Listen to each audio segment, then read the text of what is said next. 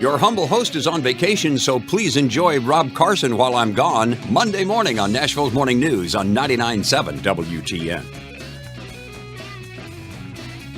Welcome back to Firearms Today on Super Talk 99.7. We could use a few callers here at 615-737-9986. Nobody has an AK question out there. Nobody wants to know something about Arsenal firearms. We're doing our best to help you guys out tonight. Dalen, we were talking at the break. There's some stuff that you really want to ask. Canted what? Canted sights, Walker. What is the deal with this? We hear it all of the time. I don't want an AK. You're going to get canted sights with the AK. The infamous canted front sight. Well, I'll spill a little bit of a company secret. Where this all started was, I don't know, it was probably about 5 or 6. Where it started for Arsenal was about 5 or 6 years ago. We were running 2 laser bore sighters, and one of them screws up. And this was pre-sending guns out that had test targets with them and everything. Well, a batch of guns got out that were shooting 2 feet to the left.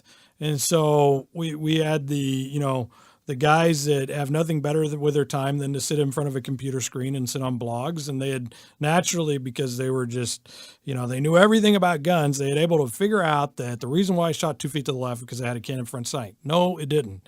It was just a faulty laser bore sighter that we fixed, but we've forever had to deal with it because, truth be told, on any AK or any AR-15, if they've got that front sight post, they're going to be canted a little bit to the left or to the right. There's no way to line them up perfectly unless it's just a total custom gun. Mm-hmm. And that kind of defeats the purpose of making mass production affordable guns. Exactly. So exactly. Yeah, okay, let's go into this other issue I get a lot.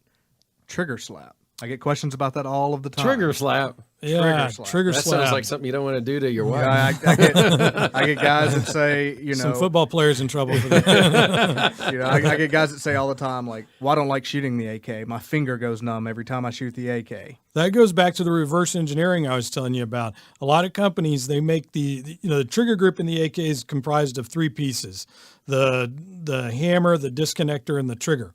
All right, so you've got these 3 pieces, and so if you imagine each piece is reverse engineered, and they're taking measurements on it and stuff like that, and so when they put them all together, it creates for this colossal mess that doesn't work well, and that's where your trigger slap comes from. And then if you throw it into an AK that wasn't put together right to begin with, it makes it even worse. And then let me see if I'm understanding you correctly. It's literally just the bolt carrier riding back over the hammer, correct?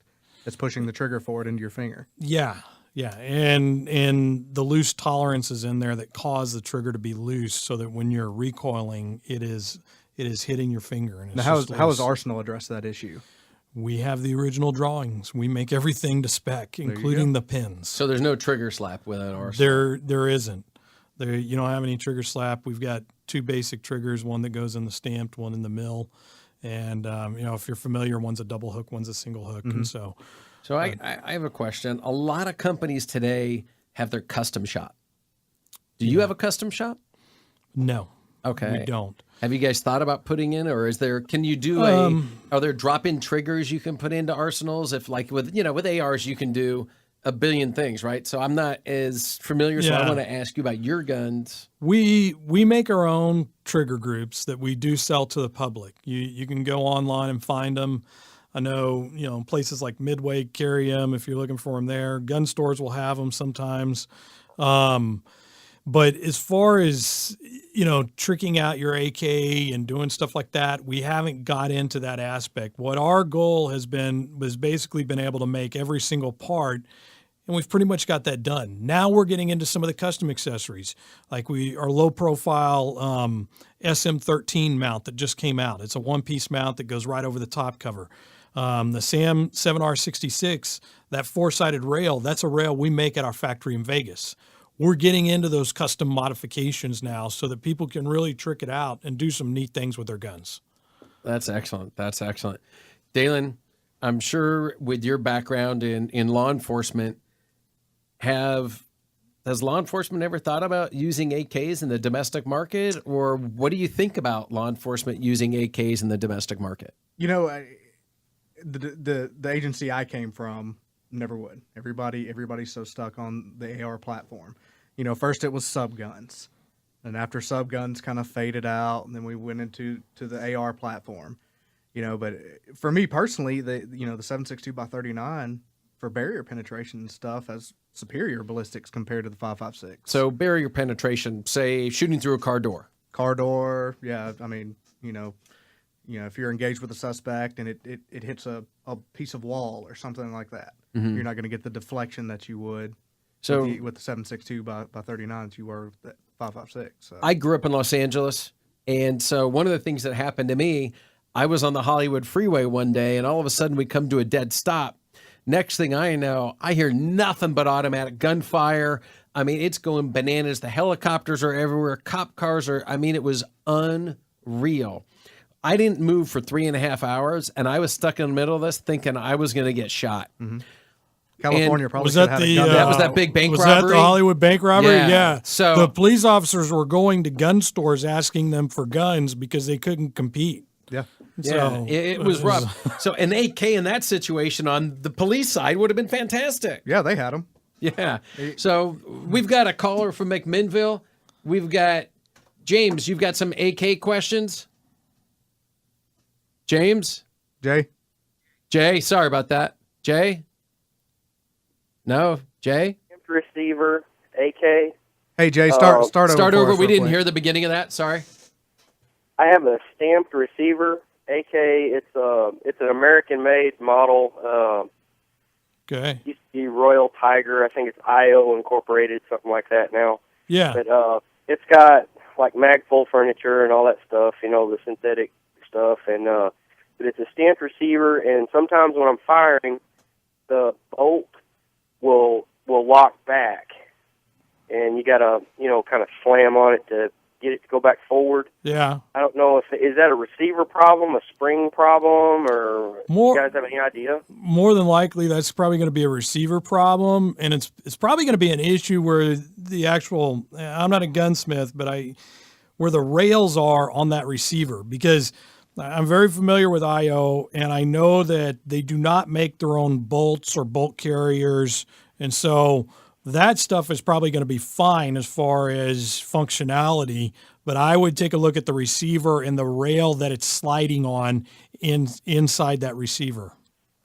Okay.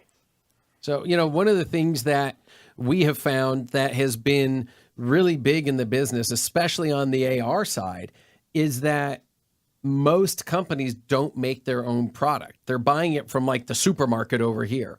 So one of the things that I thought was great about you guys is you're making your stuff. Yeah. You're with the factory and you follow that from beginning to end. And so if you could kind of talk about some stuff, Dalen, not everybody out there is going to understand how these things are imported, what they look like, what a sporter rifle means. Let's get into some of that so that I don't think a lot of people understand that the guns that say you purchase from Arsenal, they don't look like that when they come into country. No, they don't. When you look at ATF law basically, and this is what a lot of people don't understand. They think, oh, we live in this great free country and we can get all these different guns. Well, I tell you what, here's the sad facts about it. You are not allowed to import anything. And what ATF has done under the 68 Gun Control Act, they basically banned importation of rifles and pistols except what they deem sporting. Now, David, tell me what sporting is. Hunting. Well, I know I used to play soccer when I was a kid, so that's my point. It's kind of an ambiguous term that for the firearms industry, it's been a real headache because it floats around and sometimes they change. But, to get what you're saying, Dalen, is that we have to bring in a rifle in what's called a sporting configuration. From that time, we work on it at our factory and we remanufacture it to what is legally allowed in the United States as far as sales for U.S. rifles go. Mm-hmm. And so once we've in remanufacturing it, we had to make a lot of our own parts. And we always used the original design specifications, or we made it better. And I'll give a very simple example of how we've done that. The original design spec for a lower handguard and an AK calls for a metal heat shield. You must have a metal heat shield in there. Okay, that's because it gets really, really hot. Oh, yeah. Now, if you look at an Arsenal AK, it's got a stainless steel heat shield, and that's because it's 50% more effective at dissipating heat. We went above and beyond what the original spec was. That's fantastic. How many 922R compliant parts do you have to have on that gun? That's another. Okay, it moving boils, target. Yeah, it's a moving target, and here's what it is. I'll tell it real quick. Basically, we have usually all of our products have at least 6 parts on there, and what people don't realize is they think that, okay, do you have 5 or do you have 6? That's not what the law says. The law says you cannot have more than 10 foreign parts. And so when you look at the list they give you, there's like 20 some odd pieces on the list. Well, 15 or 16 of them apply the AK. And so that's where you get, I have 5 or 6 US parts. I gotcha. We have a caller who's got some questions on AK ammo. Hello, sir. How are you tonight? Hi. It's a man. I didn't hear. Sorry. Hi. Is that Paige? Yes. Sorry about that, Paige. We're doing great. Ask your question. I was wondering, I've heard a lot about the difference between steel and brass casing and, the effectiveness and if it's bad for your gun. Do you think that is significant in an AK? If you're shooting the right kind of AK, it's not going to, neither one is going to be bad for your gun. The only time you have to worry about some sort of ammo being bad is if you're shooting corrosive ammo.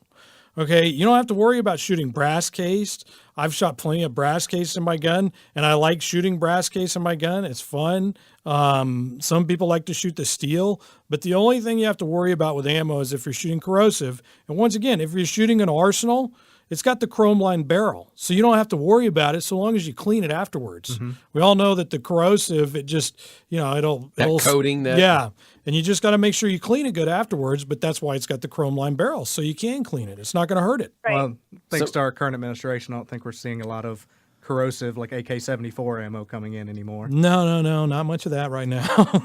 So I was told that you could just clean your guns with soap and water. Yeah, it's dishwasher safe. Hey, the original Glocks were.